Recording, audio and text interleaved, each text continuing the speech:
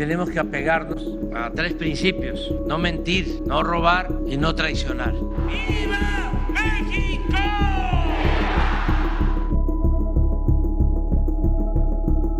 Amigas, amigos de Tulum, me da mucho gusto estar de nuevo con ustedes. Ya no hay mucho que decir, no,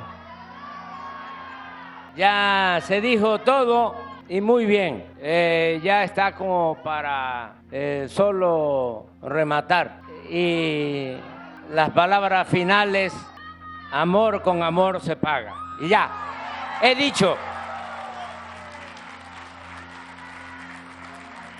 Porque ya, ¿de qué hablamos? Si ya todo está bastante claro. Lo que comentó el arquitecto Román Meyer, Diego Prieto, un antropólogo de primer orden, este señor, el director del INAH.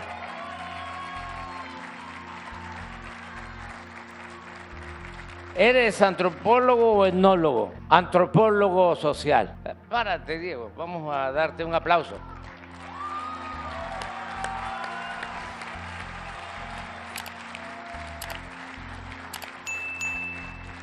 Le damos un aplauso también a Mara Lezama.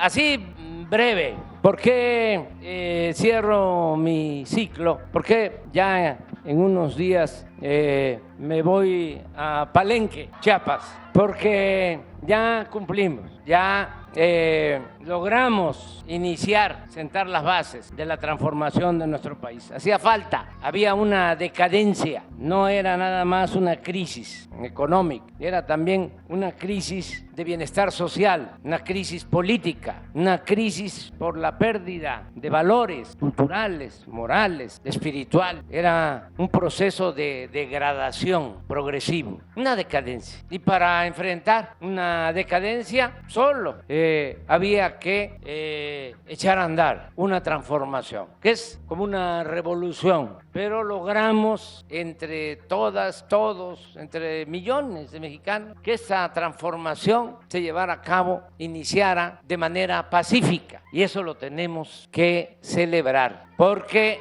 las 3 transformaciones históricas que se han tenido en nuestro país, cuando se ha necesitado la independencia, cuando esos 2 curas buenos, rebeldes, Hidalgo y Morelos, que son los padres de nuestra patria, no solo decidieron luchar para que México fuese un país independiente, libre, luego de 300 años de dominación colonial, sino lucharon por la justicia. Hidalgo fue el primero que propuso, proclamó la abolición de la esclavitud, y Morelos decía que se eleve el salario del peón. Le dictaba a Andrés Quintana Roo, por eso se llama este estado, Quintana Roo. Le decía allá en Guerrero: usted, abogado, usted que es un hombre de letras, en un documento célebre que se conoce como Los Sentimientos de la Nación, decía Morelos, escriba de que se eleve el salario del peón, que se modere la indigencia y la opulencia, es decir, que haya igualdad, que se eduque al hijo del campesino igual que al hijo del más rico hacendado. Pero agregue lo que usted considere, hágalo con su estilo. No, señor, le decía a Quintana Roo, lo voy a copiar de manera literal como usted lo está dictando. Decía Morelos, que haya tribunales que protejan al débil de los abusos que comete el fuerte. Esa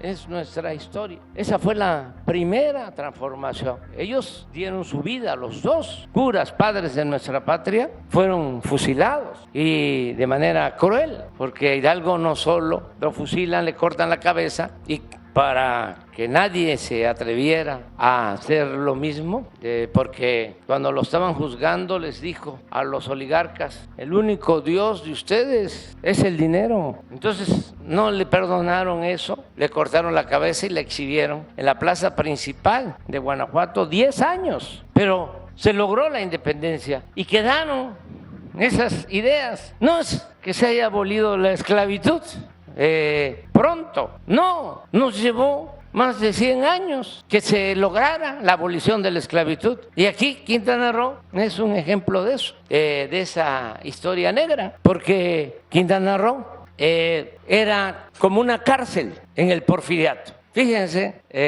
lo que es ahora este paraíso era una cárcel. Acá mandaron a los dirigentes de la huelga de Río Blanco en Veracruz, porque pues era muy difícil la vida aquí en Quintana Roo, sobre todo por el paludismo, por las epidemias. En el Porfiriato, Quintana Roo llegó a tener 15,000 habitantes, mientras Yucatán tenía 300,000. Hoy nos acordábamos de eso, porque Porfirio Díaz decidió separar una porción de Yucatán y convertir a Quintana Roo en un territorio. También porque querían apropiarse de las tierras y lo lograron, porque hubo una tremenda represión. Acá estuvo, hoy lo hablamos, Victoriano Huerta, en Acumal, reprimiendo comunidades mayas. Aquí le dieron el grado de general a Victoriano Huerta, que después fue el que traicionó al apóstol de la democracia, Francisco I. Madero, y le llamaban la Siberia tropical a Quintana Roo, porque allá en Rusia a los opositores los mandaban a Siberia, que era un lugar frío, muy difícil de resistir ese clima, y acá era el trópico y las enfermedades. Bueno, Porfirio Díaz les entregó las tierras, grandes extensiones. Toda la isla de Cozumel era del hermano del maestro Justo Sierra, toda la isla. Y un hijo de Bernardo Reyes también era el dueño de todo lo que ahora es Otón de Blanco. Y aquí, les decía yo, traían a los presos. Bueno, había esclavitud. Hidalgo dice: vamos a abolir la esclavitud en 1810, y la esclavitud es abolida en nuestro país hasta 1914, 100 años después, porque habían haciendas con peones acasillados. Bueno, pero aún cuando no se logró de inmediato la abolición de la esclavitud, quedó sembrada la idea y se siguió luchando, porque así son los procesos sociales. Y luego vino una segunda transformación que encabezó Benito Juárez y los liberales, porque los conservadores no querían los cambios, como ahora. Ya ven cuántos amparos nos presentaron, cuántos recursos de amparo para que no hiciéramos el Tren Maya. Nada más que se toparon de que el pueblo sí quiere, y cuando el pueblo quiere se amuelan, pues, para no decir otra cosa.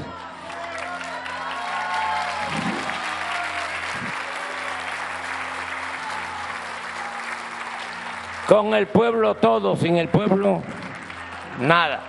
Entonces, los conservadores se oponían a los cambios, y ya cuando estaban derrotados se fueron al extranjero y trajeron a un príncipe, a Maximiliano. Pero Juárez y los liberales nunca se rindieron. Nos invadió el ejército francés, en ese entonces el ejército más poderoso del mundo. 30,000 soldados franceses, y el pueblo resistió, se restauró la república, se expulsó a los extranjeros, se logró la segunda independencia de México.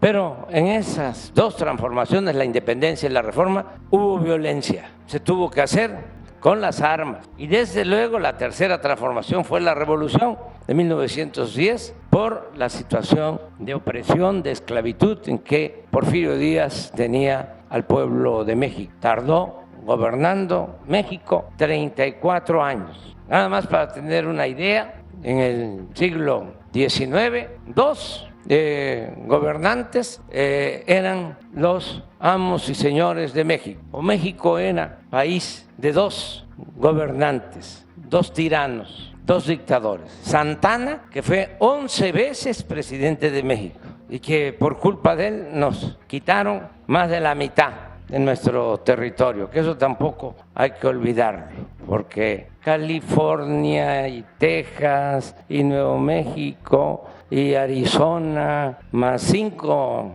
estados más de la Unión Americana pertenecían a México. Y Santa Anna se portó como un mal gobernante, como un mal militar y como un mal ciudadano. Y nos dieron ese zarpazo y nos quitaron la mitad de nuestro territorio. Con la revolución se tuvo también que luchar con las armas, pero gracias a eso es que se respetó el derecho de los campesinos a la tierra. No fue en vano esa transformación, esa lucha armada. Perdieron la vida 1 millón de mexicanos por la violencia y también por el hambre, por las pandemias. Pero también se lograron los derechos laborales, salarios justos. Se estableció el salario mínimo, la jornada de 8 horas, porque ¿saben cuánto trabajaban los obreros en el Porfiriato? 16 horas. No era como se decía de 6 a 6, no, más. Y no había día de descanso, se trabajaba hasta los domingos. Entonces, con la revolución se logró mejorar el salario, jornadas justas y otras reivindicaciones. Y también con la revolución se logró recuperar lo que Porfirio Díaz había entregado a extranjeros. Se recuperó el petróleo, se recuperaron las minas, se recuperaron los ferrocarriles. ¿Qué sucedió después? Se avanzó en el terreno social, desde luego, no tanto en el terreno político. Quedó como asignatura pendiente la democracia, porque se fue don Porfirio y se quedó doña Porfiria, como 70 años. Bueno, ahora, entre todos, por eso es un momento histórico, decidimos hacer la 4ª transformación.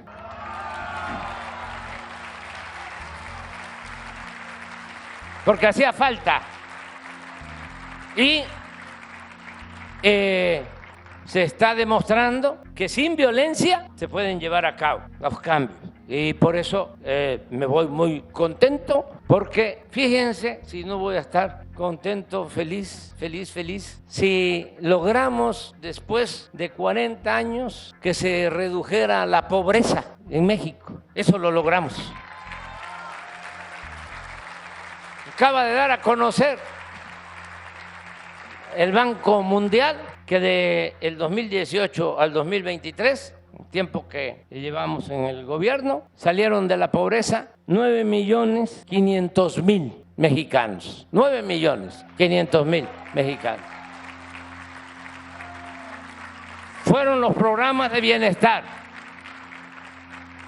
El salario aumentó como nunca en 40, 50 años. Y todavía, a pesar de que están presionando, todavía después de 50 años, porque con Echeverría se devaluó el peso, con López Portillo se devaluó el peso, esto para los más jóvenes, luego con Miguel de la Madrid se devaluó el peso, se devaluó como 2000% con de la Madrid, el peso. Luego Salinas se devaluó el peso, luego Zedillo se devaluó el peso, Fox se devaluó el peso, Calderón se devaluó el peso, Peña Nieto se devaluó el peso y hasta hoy no se ha devaluado con nosotros. Claro que nos faltan como 20 días todavía y le están metiendo queriendo confundir de que hay mucha inestabilidad porque vamos a llevar a cabo la reforma judicial. ¿Qué miedo van a tener si lo que queremos es que se acabe la corrupción, desterrar la corrupción? ¿Y cómo lo hacemos? Pues con el pueblo.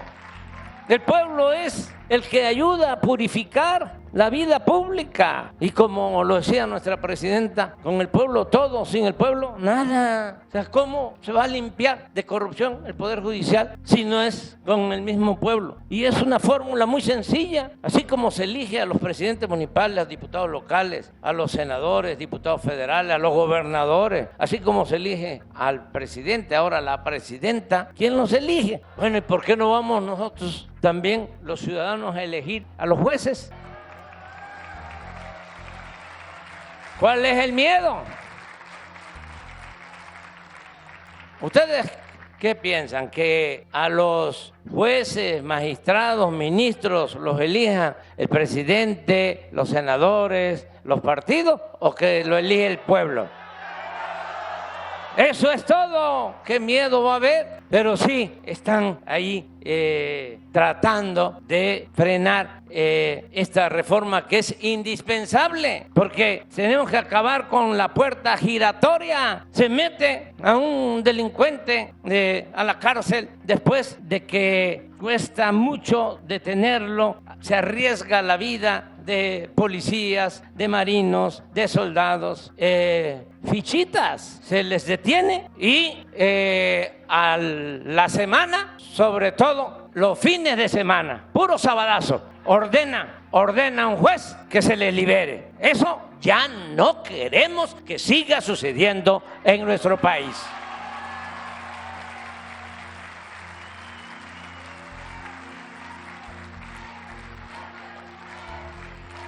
Entonces, nos vamos tranquilos, me voy muy tranquilo, pero además ya escucharon a la presidenta. Miren, voy a entregar la banda presidencial a una mujer extraordinaria, excepcional. Presidenta.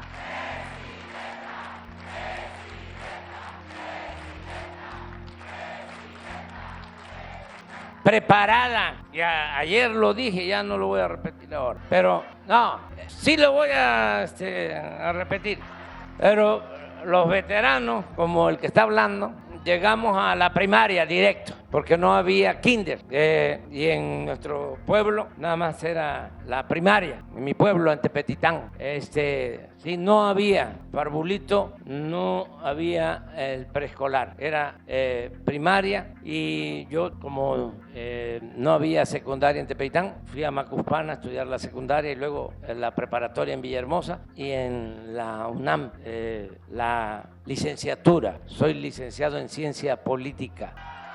Pero ese nivel es después de la preparatoria, 4 años, 5 años y la tesis, ¿no?